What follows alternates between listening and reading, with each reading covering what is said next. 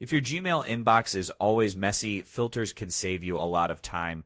In this video, I will show you how to automatically move emails to a folder in Gmail.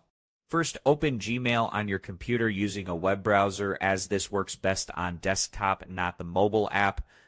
At the top search bar, click the small arrow on the right. This opens the advanced search options. Here, you can choose how Gmail should detect the emails. You can filter by sender, email address, subject, or specific words.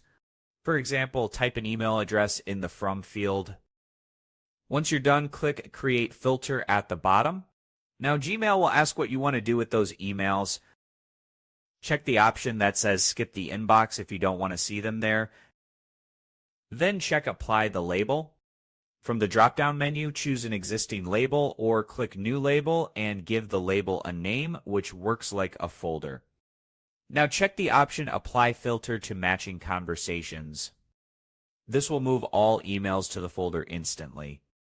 When everything looks right, click Create Filter. From now on, any new email matching this rule goes straight to that folder.